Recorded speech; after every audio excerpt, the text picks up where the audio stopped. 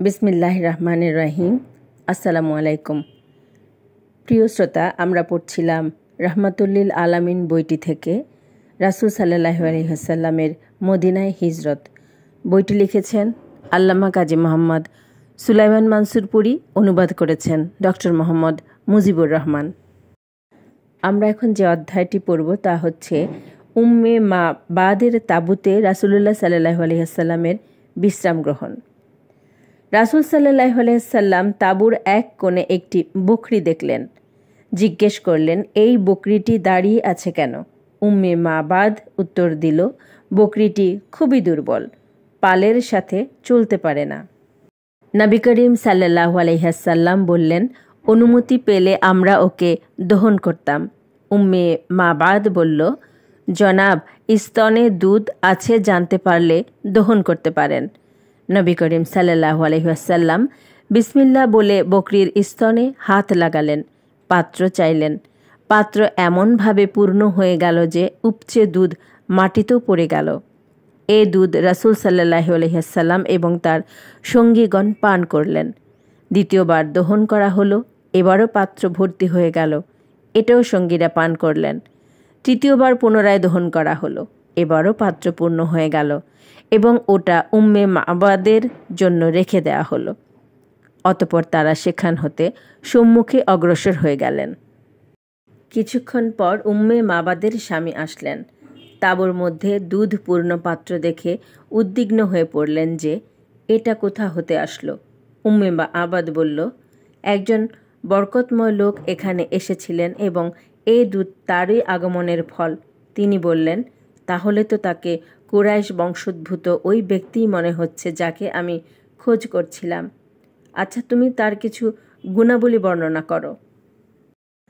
উম্মে মাবাদ বলল, পবিত্র প্রকৃতি, প্রশস্ত চেহারা, পছন্দনীয় স্বভাব, না লম্বোদর না মাথার চুল পতিত, কমনীয় সৌন্দর্যের অধিকারী, চক্ষুদয় কালো ও প্রশস্ত, চুল লম্বা ও ঘন, শব্দ ভারী, বৈপরীত্যযুক্ত গর্দান, উজ্জ্বল চেহারা, সুরমাযুক্ত চক্ষু, পাতলা ও সংযুক্ত ভ্রু, কালো কোকড়ানো চুল ও গাম্ভীর্যের সাথে নীরবতা, অত্যন্ত বাক্পটু, দূর হতে দেখায় সৌন্দর্যমণ্ডিত, নিকট হতে অত্যন্ত মিষ্টভাষী, ভাষা খুব স্পষ্ট, কথা কম, বেশি শব্দ হতে পবিত্র, সমস্ত কথোপকথন মুক্তার হাড়ির মতো, গঠনাকৃতি মধ্যম ধরনের, এমন বেটে নন যে দেখতে ঘৃণাবোধ হবে, এমন লম্বাও নন যে চক্ষু ওটাকে ঘৃণা করবে। দুটি শাখার মধ্যভাগে একটি শাখা, সুতরাং তিনি তিনটির মধ্যে দেখতে অত্যন্ত উজ্জ্বল, তাদের মধ্যে সর্বাধিক মর্যাদাবান। তার বন্ধু বান্ধব রয়েছেন যারা তার চতুর্দিক পরিবেষ্টন করে থাকেন। যখন তিনি কিছু বলেন তখন তা পালনের জন্য তারা ঝাঁপিয়ে পড়েন। তিনি সেবিত, আনুগত্যকৃত, তিনি কথা বলতে কার্পণ্য করেন না, আবার অপ্রয়োজনীয় কথাও বলেন না। এই গুণাবলী শুনে উম্মে মাবাদের স্বামী বললেন, তিনি অবশ্যই সাহেবে কুরাইশ বংশোদ্ভূত ব্যক্তি এবং আমি অবশ্যই গিয়ে তার সাথে সাক্ষাৎ করব। পথিমধ্যে বুরাইদা ও ৭০ জন লোকের ইসলাম গ্রহণ।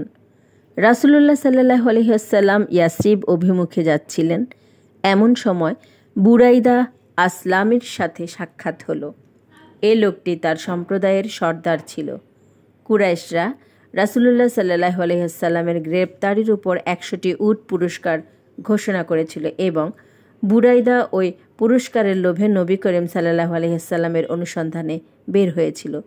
যখন সে মুহাম্মদ সাল্লাল্লাহু আলাইহি ওয়াসাল্লামের সম্মুখীন হলো এবং তার সাথে কথা বলার সুযোগ লাভ করল, তখন সে ৭০ জন লোক সহ মুসলিম হয়ে গেল। সে নিজের পাগড়িটি খুলে বর্ষার উপর বাঁধল, যার সাদা পতাকা বাতাসে দোল খাচ্ছিল। সে সুসংবাদ শোনাতে শোনাতে যাচ্ছিল যে নিরাপত্তার বাদশাহ, সন্ধিকামী, দুনিয়াকে ন্যায় ও ইনসাফ দ্বারা পরিপূর্ণকারী ব্যক্তি তশরিফ আনয়ন করছেন। পথে জুবায়ের ইবনু আওয়ামের রাদিয়াল্লাহু আনহুর সাথে সাক্ষাৎ হলো। তিনি সিরিয়া হতে আসছিলেন এবং মুসলিমদের ব্যবসায়িক সম্প্রদায়ও তার সাথে ছিল। তারা রাসূল সাল্লাল্লাহু আলাইহি ওয়াসাল্লাম ও আবু বকর রাদিয়াল্লাহু আনহুর জন্য সাদা কাপড় নবুয়তের 13 সনের 8 রবিউল আওয়াল রোজ সোমবার 622 খ্রিস্টাব্দের 23 সেপ্টেম্বর মোতাবেক 10ই তাশরি সন 4383 ইয়াহুদ আল্লাহর রাসূল সাল্লাল্লাহু আলাইহি ওয়াসাল্লাম কুবায় পৌঁছে যান। ইয়াসরিববাসী যখন থেকে শুনছিলেন যে রাসূলুল্লাহ সাল্লাল্লাহু আলাইহি ওয়াসাল্লাম মক্কা ত্যাগ করেছেন, তখন থেকে প্রত্যহ সকাল হতে তার আগমন পথে প্রতীক্ষায় চোখ মেলে বসে থাকতেন এবং যতক্ষণ দুপুর না হতো ততক্ষণ বসেই থাকতেন। এই মহান ব্যক্তিবর্গ সবেমাত্র ঘরে ফিরে এসেছেন। ইতিমধ্যে রাসূলুল্লাহ সাল্লাল্লাহু আলাইহি ওয়াসাল্লাম পৌঁছে যান এবং এক ব্যক্তির ঘোষণায় সবাই একত্রিত হয়ে যান এবং শুভাগমন সূচক আল্লাহু আকবার ধ্বনি দিতে দিতে রিসালাত রবির চতুর্দিকে আলোকময় তারকারাজির মতো জমা হয়ে গেলেন। অধিকাংশ মুসলিম এমন ছিলেন যারা তখনও নবী দর্শন লাভ করতে পারেননি। তারা আল্লাহর রাসূল সাল্লাল্লাহু আলাইহি ওয়াসাল্লাম ও তার বন্ধু আবু বকর সিদ্দিকের রাদিয়াল্লাহু আনহুর পরিচয়ের ব্যাপারে সন্দেহের মধ্যে পতিত হচ্ছিলেন। আবু বকর রাদিয়াল্লাহু আনহু এটা অনুধাবন করলেন, সুতরাং তিনি রাসূলুল্লাহ সাল্লাল্লাহু আলাইহি ওয়াসাল্লামের মস্তক মোবারকের উপর ছায়া করে দাঁড়িয়ে গেলেন। আল্লাহর রাসূল সাল্লাল্লাহু আলাইহি ওয়াসাল্লাম বৃহস্পতিবার পর্যন্ত এখানে অবস্থান করেন। এই 3 দিন অবস্থানের মধ্যেই সর্বপ্রথম যে কাজ তিনি এখানে করেন তা এই যে এক ও অদ্বিতীয় আল্লাহর ইবাদতের জন্য একটি মসজিদের ভিত্তি স্থাপন করেন।